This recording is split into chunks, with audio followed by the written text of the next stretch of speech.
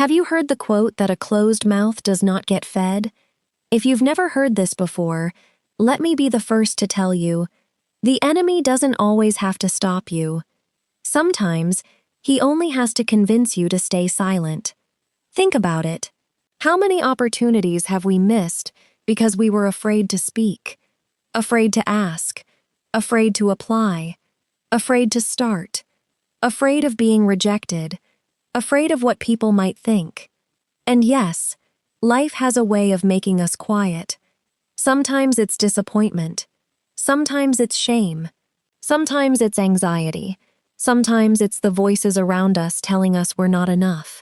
And for some people, the weight of depression or past pain can make even the smallest step feel impossible. And before we know it, we've convinced ourselves that staying quiet is safer than speaking up. But let's reflect on a story in the Bible of a man called Bartimaeus. The Bible describes him as a blind beggar, and on this particular day he was sitting by the roadside when he heard that Jesus was passing by. And he cried out, "Jesus, Son of David, have mercy on me."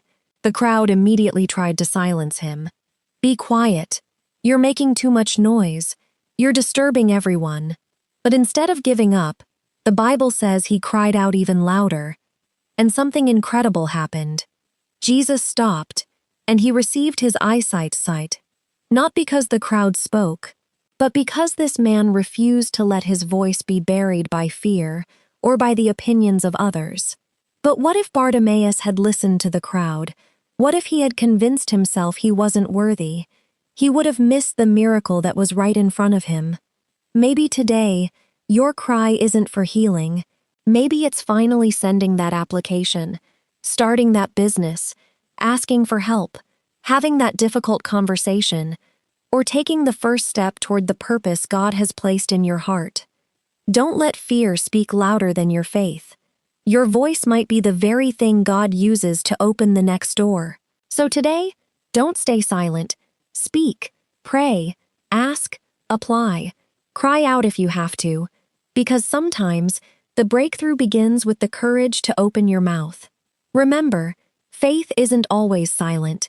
Sometimes, faith sounds like a voice that refuses to give up. Until next time, stay rooted in the Word.